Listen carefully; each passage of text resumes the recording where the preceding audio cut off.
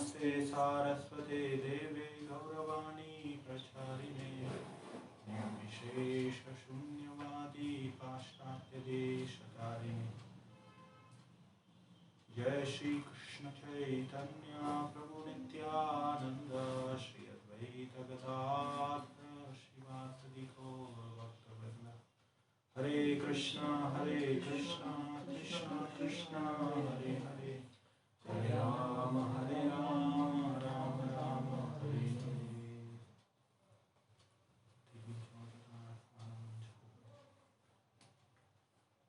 जयति जननी वासो देवकी जन्मवादो यदुवर परिषत्स्वेर्दोर्वीरस्यन्नधर्मम् स्थिरचरव्रजिनग्न सुस्मित श्रीमुखेन नजपुरवनितानां वर्धयन् कामदेवम्। तो ये श्रीमद् भागवतम के दशम स्कंद के 90 अध्याय के 48वां श्लोक है।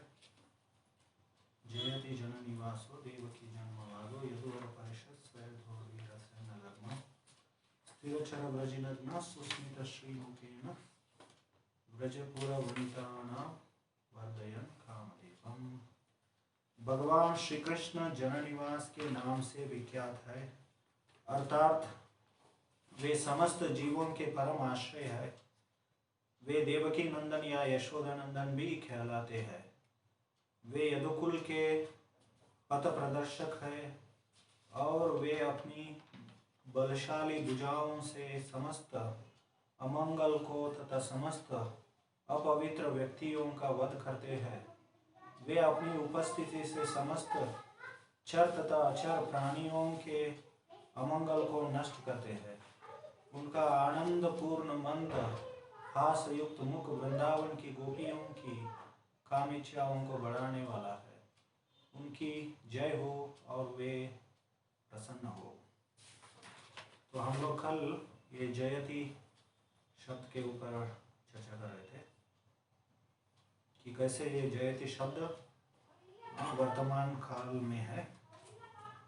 तो उसका जो भविष्य काल है जेष्यति होता है और भूतकाल जितवान होता है। जितवान जयति और जेष्यति ऐसे 3 काल होते हैं इस शब्द का, present tense, past tense and future tense.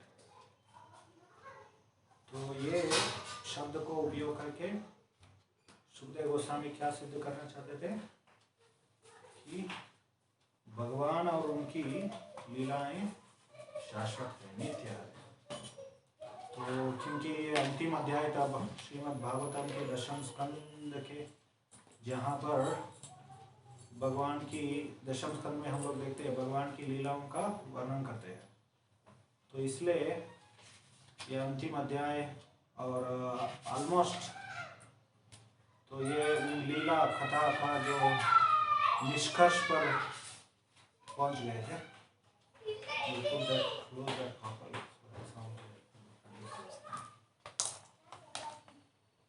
ये बच्चे चले जाएंगे, बोलेगा फटाफट चले जाते हैं।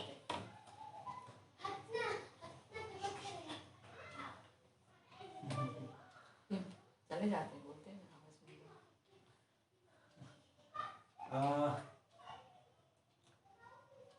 तो ये निष्कर्ष पर कृष्ण कथा जो भगवान की लीलाओं का जो वर्णन है उसके निष्कर्ष पर पहुंच गए थे सुखदेव गोस्वामी। तो क्योंकि अभी लीलाओं का वर्णन अभी अंत होने वाला है, तो जो लोग श्रोतागण हैं तो वो दुखी हो जाएंगे करके, तो सुखदेव गोस्वामी क्या कह रहे हैं इस शब्द से कि भगवान की लीलाएं नित्य है, आप चिंता मत करो। आप हमेशा उन लीलाओं का आप स्मरण करेंगे, कीर्तन करेंगे तो हमेशा भगवान आपके साथ विद्यमान रहेंगे, साथ आपके साथ उपस्थित रहेंगे। ऐसे यहाँ पर वो वर्णन करते हैं। तो अगला शब्द है जननिवास। जननिवास का 2 अर्थ होते हैं। एक है कि सभी जनों के हृदय में, सभी जीवों के हृदय में निवास करने वाले, या दूसरा अर्थ है कि जिनमें सभी जीव निवास करते हैं। तो दोनों अर्थ होता है इसका। तो वो कैसे सभी जीवों के अंदर कैसे निवास करते हैं, परमात्मा के रूप में वो निवास करते हैं। तो परमात्मा के बारे में तो बहुत कुछ वर्णन आता है भगवद गीता में और उपनिषदों में, सभी वेद शास्त्रों में। तो विशेष करके परमात्मा के बारे में हम लोग देखते हैं, थोड़ा हम लोग उदाहरण देंगे कैसे वो उनके बारे में बहुत कुछ वर्णन आता है कि तो 13वें अध्याय में हम लोग देखेंगे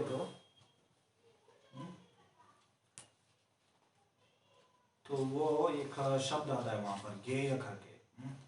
ज्ञेय मतलब ज्ञान का जो लक्ष्य है, जिनको जानना चाहिए, तो जिनके बारे में जानना चाहिए, माफ कीजिए, तो जिनको जानना चाहिए मतलब वो थोड़ा अलग हो जाता है। जिनके बारे में जानना चाहिए, जिसके बारे में, तो उसको ज्ञेय कहते हैं, ज्ञान का जो लक्ष्य है। तो वहाँ पर भगवान के बारे में बहुत कुछ वर्णन आता है।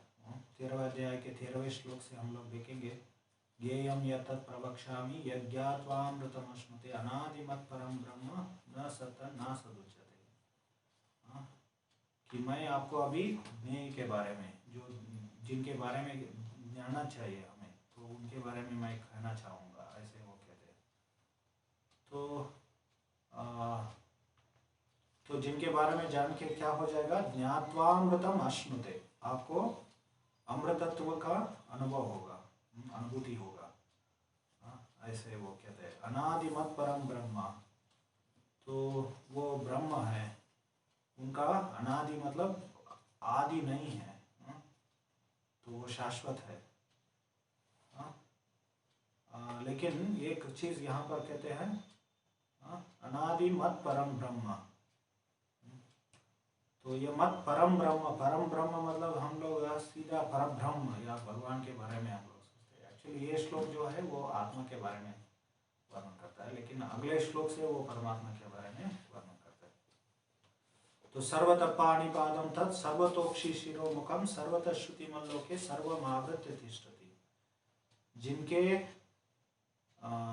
पाणी मतलब हाथ, पाद मतलब पाँव, जिनके हाथ और पांव सब जगह है, जिनके आंख और सिर और मुख सब जगह है, सर्वतोक्षि शिरोमुखम सर्वतः श्रुतिमल्लोके, तो जिनके कान सब जगह है, तो वो सब कुछ आवृत, सर्वम आवृत तिष्ठति, सब कुछ आवरण करके वो निवास करते हैं, ऐसे यहाँ पर वर्णन आता है।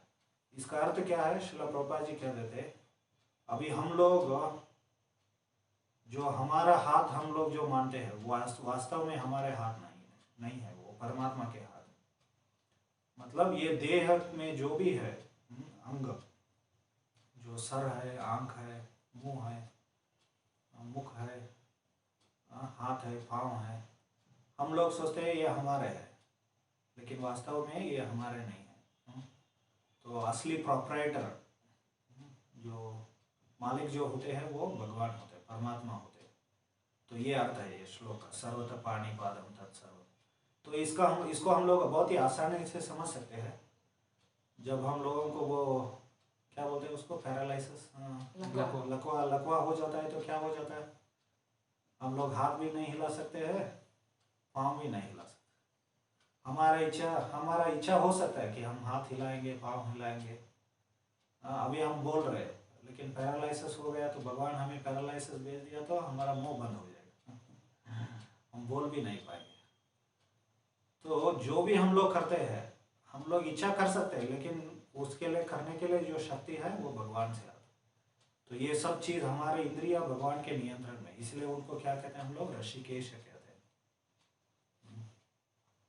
जो इंद्रियों के स्वामी होते हैं। ऋषि का मतलब इंद्रिया, ईशा मतलब जो स्वामी, इंद्रियों के जो स्वामी हैं। तो वास्तव में जो हाथ पाँव हम लोग जो अपना मानते हैं, वो वास्तव में किनके हैं, वो भगवान के। तो ऐसे ये सभी सर्वेंद्रिय गुणाभासम सर्वेंद्रिय विवर्जितम असक्तम सर्वभृश्चैव निर्गुणम गुणभोक्तृ। तो सर्वेंद्रिय गुणाभासम। तो आभासम मतलब क्या है?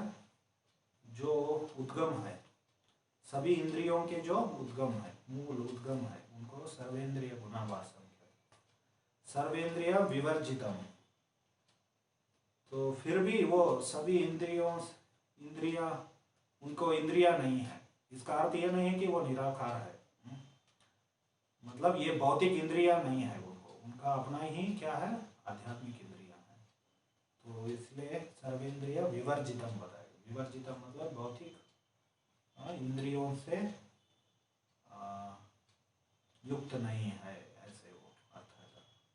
असक्तम सर्वभ्रश्यैव, तो असक्तम सर्वभ्रश्यैव, सभी जीवों को पालन करता है।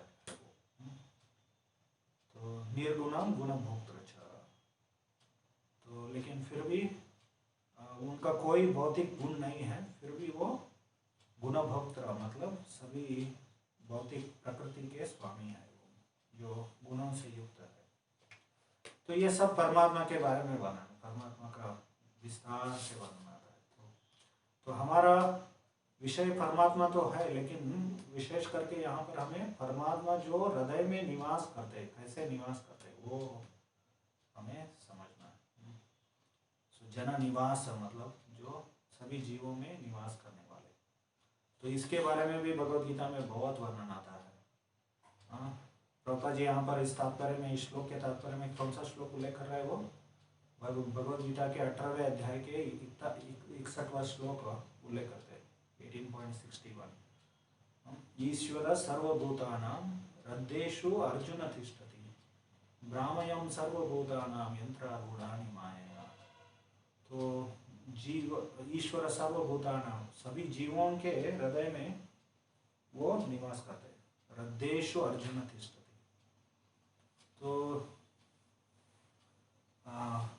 आत्मा के साथ साथ परमात्मा भी होते हैं। इसके बारे में और हम लोग विस्तार से चर्चा करेंगे थोड़ा समय के बाद।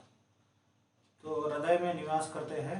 भ्रामयं सर्वभूतानां यंत्रारूढ़ानि मायया, तो जैसे जीव इस माया निर्मित यंत्र, देह जो है, इसको यंत्र से तुलना किया गया, माया निर्मित यंत्र जो देह, मनुष्य देह है या सभी भौतिक देह है, तो वो भ्रमण करता है, तो उसके साथ साथ परमात्मा भी क्या करते हैं? भ्रमण करते हैं। एक दृष्टि से देखेंगे तो हम लोग उनको ट्रैफिक कंट्रोलर हम लोग कह सकते हैं। मतलब ये मनुष्य देह क्या है, या सभी भौतिक देह क्या है? ये यंत्र या ऑटोमोबाइल के समान है, एक गाड़ी के समान है, तो वो चलता रहता है। तो बीच बीच में वो रुकता है, या कभी कभी हम लोग एक गाड़ी को छोड़कर दूसरे गाड़ी में हम लोग अपने आप को स्थानांतरित करते हैं। तो जैसे इसको ही हम लोग क्या करते हैं? पुनर्जन्म या देहांतर प्राप्ति ही ऐसे कहते हैं। तो ये सब चीज़ भगवान की व्यवस्था से होता है, इसलिए उनको हम लोग ट्रैफिक कंट्रोलर कह सकते हैं, परमात्मा के।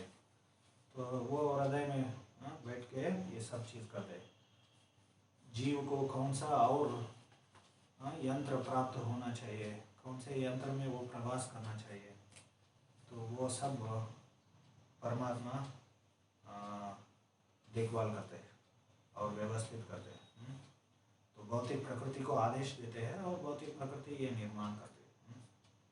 तो यंत्र को निर्माण, गाड़ी को निर्माण करते हैं।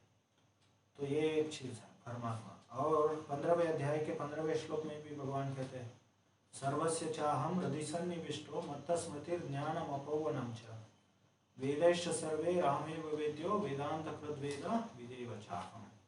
सर्वस्य चाहम हृदि सन्निविष्टो, मैं सभी जीवों के हृदय में निवास करता हूँ। सो हृदि सन्निविष्टो, फिर हृदय में निवास करके क्या करते हैं?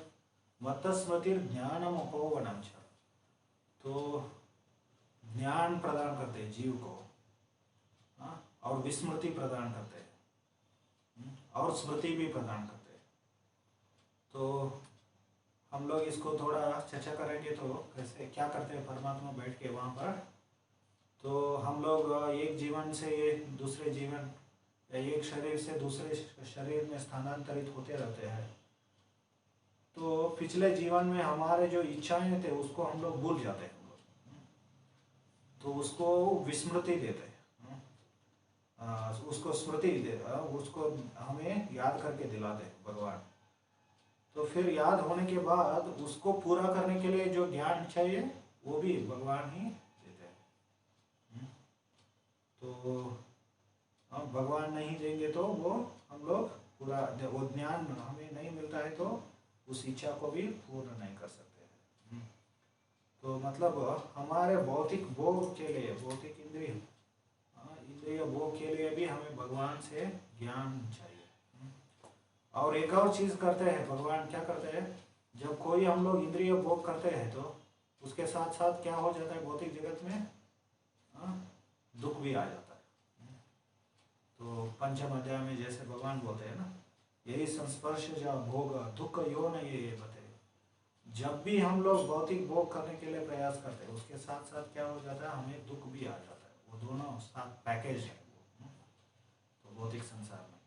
लेकिन भगवान क्या करते हैं, उसको बुला देते हैं हम लोग। कुछ समय के बाद वो थोड़ा बहुत हमें विरक्ति आ जाता है थोड़ा समय के लिए, ये मुझे भौतिक भोग में नहीं लगना चाहिए। एक बार हम पहले वो बेलगम में रहते थे बेलगम से गोवा नज़दीक है। गोवा में शराब बहुत सस्ता मिलता है। थोड़ा लड़के लोग, कॉलेज के लड़के लोग, अभी उस समय हम अभी कॉलेज में थे, तो वो लोग क्या करते थे, वो वहाँ पर जाते थे मौज मस्ती करने के लिए। 2-3 दिन करके मौज मस्ती करके वापस आते थे। इतना पी के आते थे, आते आते गाड़ी में क्या करते थे, पूरा वॉमिट कर देते पूरा गाड़ी को भी बर्बाद तो वो सब होने के बाद क्या हो जाता है, तो बस अभी नहीं करना है, थोड़ा समय के लिए विरक्ति आ जाता है। लेकिन फिर भगवान क्या कर देते, उसको बुला देते ताकि जीव और भोग में लग जाए। तो इसको क्या करते, ज्ञान ईश्वर सर्वभूतान हृदयेश सर्वस्य चाहं हृदय सन्निविष्टो मत्त स्मृतिर ज्ञानम अपोहनम च। पहले हमें ज्ञात करके देते हैं कि तुम्हारा ये सभी इच्छाएं थे पिछले जीवन में, या अभी के जीवन में भी बहुत समय से पहले तुम ये इच्छाएं रखे, तुम्हारे अंदर आए थे हृदय के अंदर। तो उसको पूरा करने के लिए ज्ञान देते हैं। ज्ञान देने के बाद उसको बोलना चाहिए नहीं, क्योंकि विरक्ति आ जाता है वो विरक्ति भी अपोहनम छ, ऐसे विरक्ति भी दे देते हैं तो जो कुछ भी हम लोग भौतिक जगत में करना चाहते हैं, भक्ति करना है या भौतिक जीवन में वो करना है, हमें भगवान की बहुत ही सहायता चाहिए। वो परमात्मा के रूप में बैठ के ये सब चीज़ करते रहते हैं भगवान। तो हर रोज वैसे, हर रोज जब भी ये लोग रात को पीता है, सुबह होके बहुत दुखी हो जाता है, सर दर्द होता रहता है, बहुत कुछ होता रहता है, दुखी हो जाते हैं। फिर वह शाम तक उसको बुला देते भगवान, फिर से ये लोग जाके पीते। वैसे कोई भी आप भौतिक भोग, सिर्फ पीना ही नहीं, कोई भी भौतिक भोग लीजिए तो ये तो भगवान जननिवास हृदय में बैठ के ये सब चीज़ करते रहते हैं। तो ऐसे बहुत जगह पर वो वर्णन करते हैं, क्षेत्रज्ञम चापि मां विद्धि सर्व क्षेत्रेषु, 13वें अध्याय के 3रे श्लोक में, क्षेत्रज्ञम चापि मां विद्धि सर्व क्षेत्रेषु भारत क्षेत्र क्षेत्रज्ञ यो ज्ञानम यत ज्ञानम मतम मम। तो वहाँ पर अर्जुन ने 13वें अध्याय के आरंभ में प्रश्न पूछा था, प्रकृति पुरुषम चैव क्षेत्रम क्षेत्रज्ञमेव च एतद् वेदितुमिच्छामि ज्ञानम ज्ञेयं च केशव। ऐसे सो मैं प्रकृति पुरुष क्षेत्र क्षेत्रज्ञ ज्ञान और ज्ञेय के बारे में जानना चाहता हूँ। ऐसे 6 विषयों के बारे में ऐसे उन्होंने बताया था। तो पहले अर्जुन प्रकृति पुरुष से शुरू किया था, आरंभ किया था, लेकिन भगवान क्षेत्रज्ञ से आरंभ करते हैं। तो ये शरीर क्या है, वो क्षेत्र है। इसको, इसके बारे में जो जानकारी रखता है, मतलब आत्मा, वो उसको क्षेत्रज्ञ कहते हैं। फिर अगले श्लोक में, तीसरे श्लोक में भगवान क्या कहते हैं, मैं भी एक क्षेत्रज्ञ हूँ, लेकिन अंतर क्या है, मैं सर्व क्षेत्रेषु भारत, मैं सभी जीवों के देह का क्या करता हूँ, जानकारी रखता हूँ। तो यहाँ पर क्षेत्रज्ञम चापि मां विद्धि, छ अपि, वो शब्द आता है, मैं भी, बी हम लोग कहते हैं ना हिंदी में। तो और मैं भी, छ मतलब और होता है सामान्यतः, अपि सर्टनली, बी बोलते हैं ना हम लोग। मैं भी एक क्षेत्रज्ञ हूँ, तो मतलब जीव अलग है और भगवान अलग है, क्योंकि वहाँ पर जो छ शब्द इंगित करते हैं, हमारे आचार्य वर्णन करते हैं, वो छ यूज नहीं किया होता तो ये मायावादी लोगों को बहुत अच्छा लगता था, क्योंकि वो लोग कह सकते थे आत्मा ही परमात्मा है करके। लेकिन भगवान मैं भी क्षेत्रज्ञ हूँ, तो उनका विशेषता को वो क्या करते हैं, वहाँ पर स्थापना करते हैं। और एक महत्वपूर्ण अंतर बताते हैं, सामान्य जीव जो अपने देह के बारे में जानकारी रखते हैं, या उनको उनके देह के बारे में ज्ञान है, या अवेयरनेस है उनके बारे, या चेतना है, तो दे आर कॉन्शियस, तो उनके अंदर वो भाव है, भावना है। लेकिन भगवान सर्व क्षेत्रेषु भारत, सभी जीवों के हृदयों या सभी जीवों के देहों के बारे में उनको जानकारी होता है। इसका अर्थ क्या है, प्रभुपाद जी वर्णन करते थे, मैं मेरे सुख दुख को मैं जानता हूँ, मैं अनुभव कर सकता हूँ। ये अपने सुख दुख को अनुभव करते हैं, और ये उनके सुख दुख को अनुभव करते हैं, लेकिन मैं इनका सुख दुख को नहीं अनुभव कर सकता हूँ, वो मेरे सुख दुख को अनुभव नहीं कर सकते। लेकिन एक व्यक्ति है जिनको सभी के सुख दुख के बारे में जानकारी होता है, वो है परमात्मा। इसलिए सर्व क्षेत्रेषु भारत, सभी शरीरों को मैं जानने वाला हूँ, ऐसे भगवान कहते हैं। तो इसका अर्थ क्या है कि कभी कभी लोग सोचते हैं ना, मेरा कोई सुनता नहीं, बहुत अकेलापन महसूस करते हैं, दुनिया में कोई मेरा सुनता नहीं है ऐसे। लेकिन एक व्यक्ति है जो सभी के सुनते हैं दुनिया के आप नहीं जानते हो उनको, तो भागवत में उनके बारे में बताया गया, अविज्ञात सखा ऐसे बताया है। बहुत जगह भागवत में वर्णन आता है, फिर चौथे स्कंद में। तो अविज्ञात सखा मतलब अननोन फ्रेंड, वो ऐसा मित्र है जिनके बारे में हमें पता नहीं है, भौतिक जगत में आने के बाद हम लोग उनको भूल जाते हैं, तो उनको अननोन फ्रेंड कहा गया है। तो ऐसे भगवान सर्व इन क्षेत्र, इन दोनों क्षेत्रज्ञों को जानना ही ज्ञान। तो ये ज्ञान का परिभाषा, व्हाट इज नॉलेज, जो हम लोग स्कूल कॉलेज में MA PhD वो सब करते हैं, वो सब ज्ञान नहीं है, वो सब अज्ञान है बस।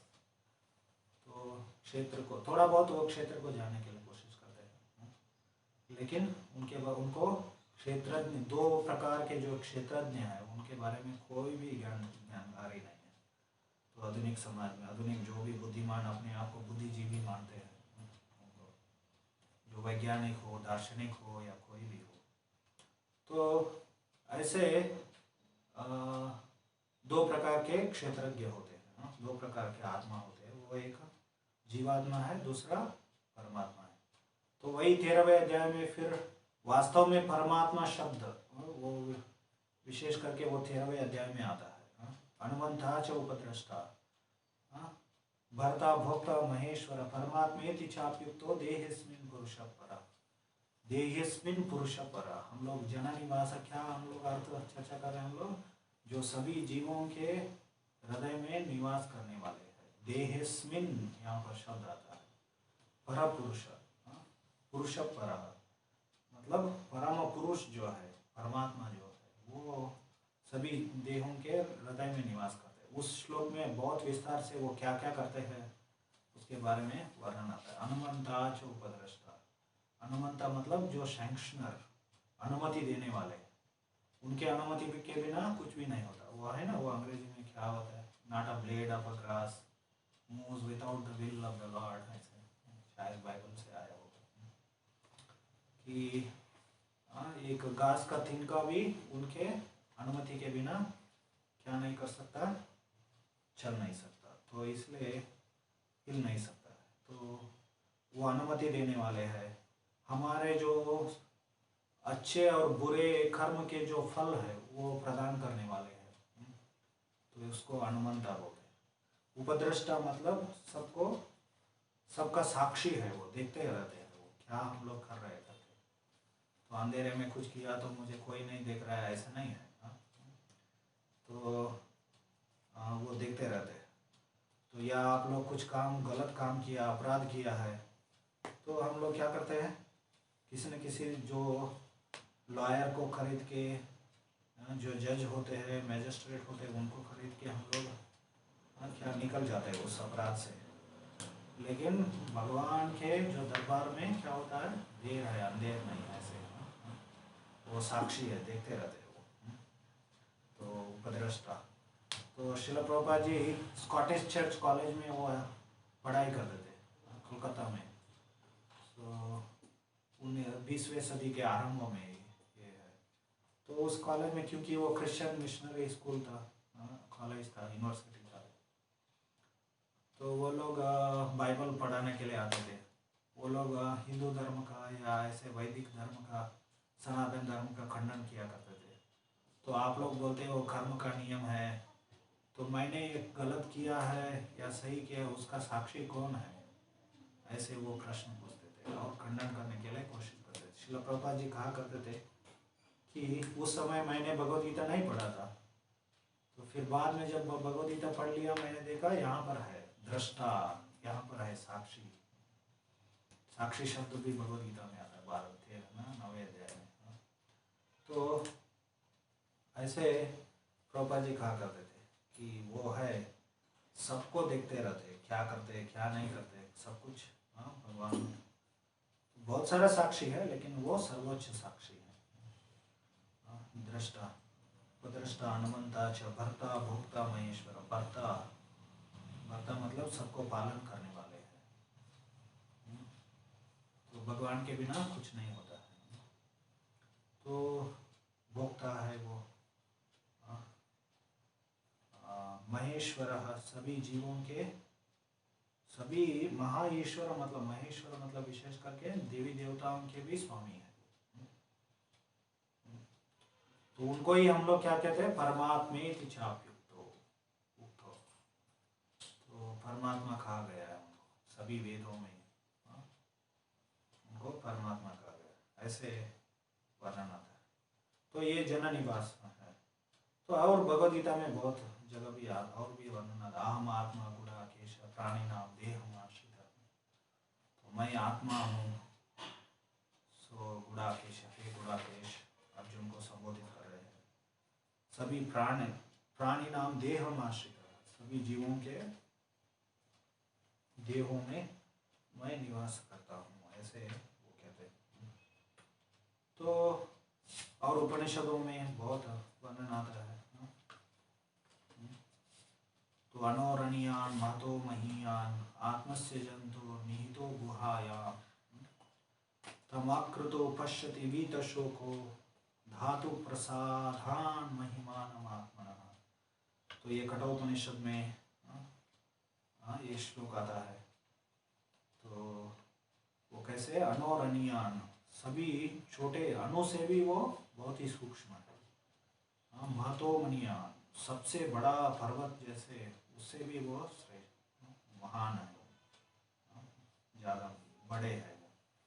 सो यहाँ पर आत्मस्य जंतुर निहितो गुहाया, ये है। हम हमारे जो चर्चा का विषय क्या है, सभी जीवों के जंतुर मतलब जीवों के निहितम गुहाया, हृदय के गुफा में है, निवास करते हैं। तो पहले भी हम लोग सर्वस्य चाहम हृदय सन्निष्टम ईश्वर सर्वभूतानां हृदयेषु अर्जुन तिष्ठति। तो वो हृदय में निवास करते हैं। तो जब हम लोग हार्ट ट्रांसप्लांट जब करते हैं क्या क्या हो जाता है उस समय मतलब यहाँ पर उसका अर्थ क्या है कि हृदय के बाद में रहते हैं वो, उनका अस्तित्व जो है पूरी तरह से आध्यात्मिक, वो कोई भी भौतिक देह का अंग नहीं है वो। सो आत्मस्य जंतो निहितं गुहाय तम अकृतो पश्यति भीत शोको धातु प्रसादान महिमानम आत्मा। तो यहाँ पर वो कहा गया है कि जो लोग भौतिक वीत शोक मतलब जो आकर्षण और वीत शोक मतलब जो सामान्यतः हम लोगों को सुख और शोक मतलब दुख कब आ जाता है हम लोग किसी चीज़ से आसक्त है तो ऐसे भौतिक आसक्तियों से भौतिक भोग सुख से हम लोग मुक्त हो जाते हैं तभी हम लोग उस भगवान को हम लोग समझ सकते हैं ऐसे यहाँ पर बताया गया। तो फिर आगे भी मुंडक उपनिषद में श्वेताक्षर उपनिषद में वर्णन आता है समाने वृक्षो पुरुषो निमग्नो निशाय शोचति मुह्यमानः जुष्टं यदा पश्यति अन्यमीशम् अस्य महिमानम इति वीतशोकः। वहाँ पर भी अस्य महिमानम, तो जो लोग वीतशोक से जो मुक्त, एक्चुअली इनके बारे में जब जाना जाता है थोड़ा अलग है ये, तो परमात्मा के बारे में भगवान के बारे में जब जान जाते हैं तो हम लोग वीतशोक से हम लोग मुक्त हो जाते हैं ऐसे यहाँ पर बताया गया। शोक से मुक्त हो जाते हैं ऐसे वर्णन आता है। तो समान वृक्ष पुरुषों निमग्नो मतलब इस देह को भौतिक देह को एक वृक्ष से तुलना किया गया। तो वहाँ पर ये पुरुष भगवान निवास करते हैं आत्मा के साथ, मतलब वह उनको यहाँ पर इस वृक्ष में बैठे हुए दो पंछियों से तुलना किया गया। तो एक पंछी क्या करता रहता है वो तो वो उस वृक्ष के जो खट्टे और मीठे जो फल है उसको खाता रहता है। इसका अर्थ क्या है उसके कर्म का जो सुख दुख फल जो होते हैं सुख दुख के रूप में उसको अनुभव करता रहता है। और दूसरा पक्षी क्या है तो उसको देखता रहता है। जब ये खट्टा मीठा फल खाने वाला जो जीव है जब उस दृष्टा को जो देखते रहते हैं उनकी ओर देख लिया तो क्या हो जाएगा तो ये सुख दुख से मुक्त हो जाएगा ऐसे वर्णन आता है। तो ये जन निवास है सभी जीवों के हृदय में निवास करने वाले भगवान। तो ये कौन होते हैं परमात्मा मतलब कौन है। जैसे सामान्यतः मायावादी लोग आत्मा को परमात्मा को सब निराकार बता देते हैं। परमात्मा कौन है वो क्षीरोदक्षय विष्णु मूर्ति है। चतुर्भुज रूप में वो हमारे हृदय में निवास करते हैं। भागवत में इसके बारे में और विस्तार से वर्णन आता है। तो तीन विष्णु रूप में महाविष्णु गर्भोदक्षय विष्णु और क्षीरोदक्षय विष्णु। जो क्षीरोदक्षय विष्णु कौन है वो परमात्मा के रूप में सभी जीवों के हृदय में वो निवास करते हैं। तो ऐसे हम लोग देखते हैं परमात्मा के रूप में। और क्योंकि हम लोग पहला जो श्लोक लिया था ईश्वर सर्वभूतानां हृदयेषु अर्जुन तिष्ठति, तो हम उससे हम लोग समझ सकते हैं कैसे जीव वो जब भौतिक संसार में भ्रमण करता है तो हमेशा उसके साथ भगवान क्या करते हैं प्रवास करते हैं उनके साथ में रहते हैं वो। तो हम लोग बहुत ही निम्न दर्जे के भौतिक शरीर प्राप्त करते हैं। कुत्ते सुअर का शरीर भी हम लोग प्राप्त करते हैं तो क्या हो जाता है भगवान हमारे साथ आ जाते हैं। तो लेकिन उनका स्थिति जो है वहाँ पर दिव्य होता है, उससे कोई भी भौतिक परिस्थितियों से वो कोई प्रभावित नहीं रहते हैं। उनको कुछ नहीं, वो पूरी तरह से दिव्य और आध्यात्मिक परिस्थिति में वो रहते हैं। तो जैसे हमारा मृत्यु हो जाता है तो हमारे सगे संबंधी हमारे साथ नहीं आते, लेकिन भगवान क्या है हमारे साथ हमेशा रहते हैं। तो वो एक ही व्यक्ति है। या कोई हम लोग तकलीफ में रहते हैं हम लोग तो सामान्यतः भौतिक जगत में क्या है, आपके साथ बहुत सारा धन है, संपत्ति है, तो बहुत सारे लोग आ जाते हैं। जैसे वो कहीं पर एक कुछ मीठा गिर गया या कुछ चीनी गिर गया तो बहुत सारे क्या चींटी आ जाते हैं। कहीं ना कहाँ से आते हैं आपको पता नहीं चलेगा, बहुत सारे आ जाते हैं। तो वैसे ही जब हम लोग हमारे पास बहुत संपत्ति है, प्रभाव है, बहुत सारा हम लोग बहुत इन्फ्लुएंशियल है, तो बहुत सारे लोग आ जाते हैं। तो लेकिन आप गरीब हो गए तो आपके साथ कोई नहीं आता। लेकिन भगवान एक ऐसे है, परमात्मा के रूप में इतने दयालु और कृपालु है, हमेशा हमारे साथ वो रहते हैं। तो हम ही लोग उनकी ओर देखते नहीं। तो ये एक जन निवास है, एक शब्द का एक अर्थ है कि जो सभी जीवों के हृदय में रहने वाले। तो दूसरा अर्थ है सभी जीव जिनके जिन मतलब सभी जीवों का आश्रय है वो, या मतलब सभी जीव उनके अंदर निवास करते हैं। उसका अर्थ क्या है? तो हम लोग क्या भगवान के शरीर में है या हम भगवान के शरीर में है? सभी जीव क्या है, सब कुछ सृष्टि क्या है, भगवान के शरीर में है। तो आप जानते हैं ना, जब भगवान बाल लीला कर रहे थे वृंदावन में, कभी उन्होंने क्या कर दिया, छोटे बालक थे अभी भी, उनका लीला कर रहे थे, छोटे बालक का लीला, वो मट्टी खा लिया उन्होंने। तो उनके जो मित्र थे, अन्य ग्वाल मेवाल मित्र, उन्होंने क्या कर दिया, यशोदा माता को कंप्लेन कर दिया कि ये जो कन्हैया है क्या कर दिया, मट्टी खा लिया कर। तो बलराम जी भी वो कंप्लेन किया उनके साथ, सभी अन्य ग्वाल मित्रों के साथ। तो भगवान क्या बोलते हैं, ये लोग मुझसे ईर्ष्या करते हैं, इसलिए आपके प्रति क्या कर रहे हैं, मेरे प्रति क्या कर रहे हैं, ये कंप्लेन कर रहे हैं, ऐसे वो कहते हैं। तो फिर यशोदा माता कहते तुम्हारा बड़े भाई बलराम भी कह रहा है, ऐसे वो कहते हैं। तो वो भी उनसे मिले हुए हैं आज ऐसे। कहते हैं तो फिर दिखाओ तुम, तुम्हारा मुंह खोल कर दिखाओ करके। फिर मुंह जब खोलते हैं तो उनको वहाँ पर पूरा सभी भौतिक सृष्टि, आध्यात्मिक सृष्टि, सब कुछ दिखाई देता है। विश्व रूप का दर्शन करते हैं। विश्व रूप मतलब क्या है हम लोग,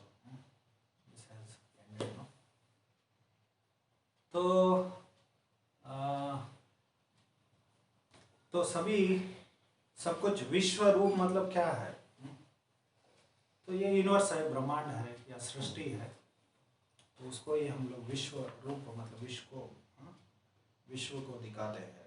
भगवद गीता में जो भी वर्णन आता है वो विश्व रूप मतलब ये यूनिवर्स है।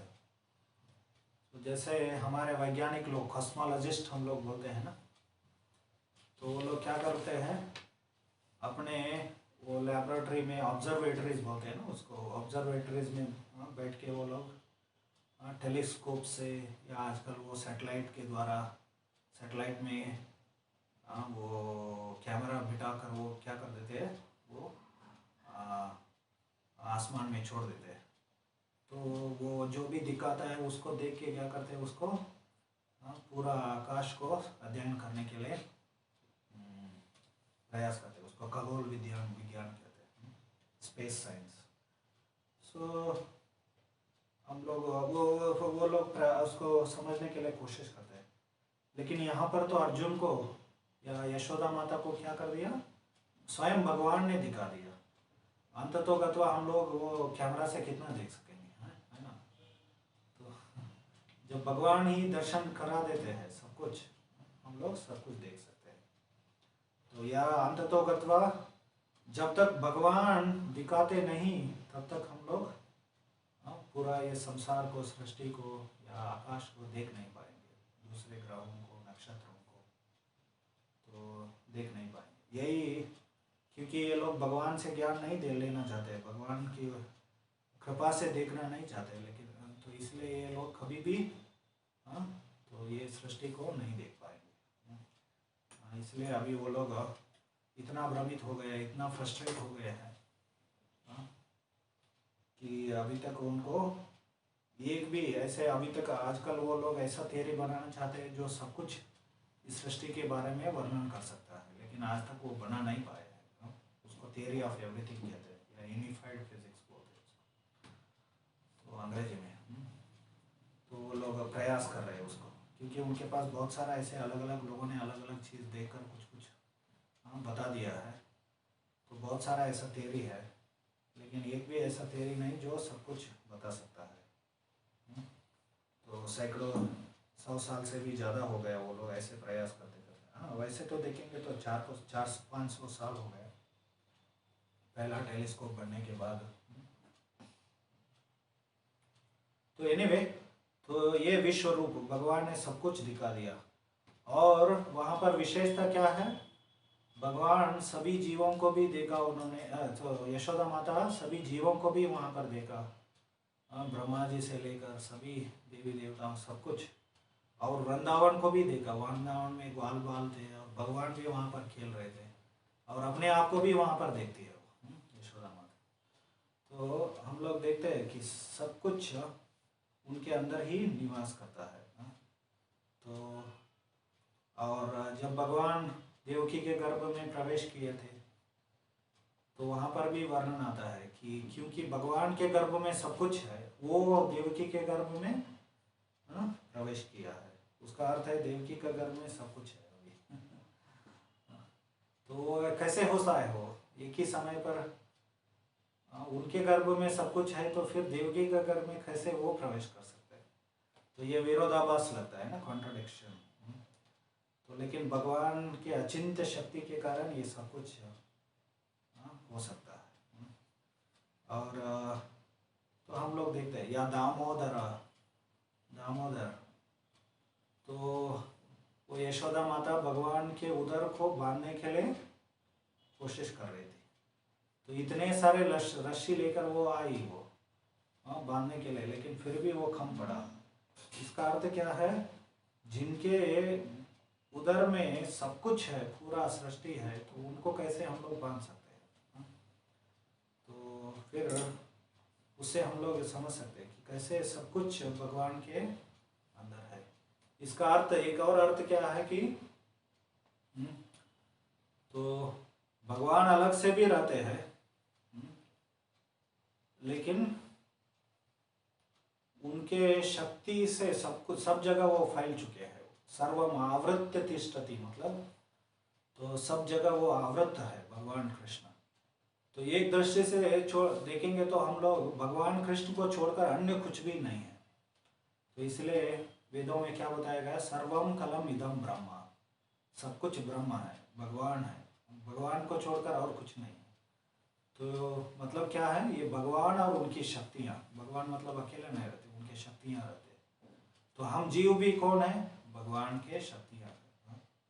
तो भगवद गीता में बोलते हैं ना, परा प्रकृति अपरा प्रकृति का वर्णन करते हैं। तो इसलिए सब कुछ उनके अंदर ही है, तो वो सब कुछ आवृत है। तो ऐसे हम लोग समझ सकते हैं।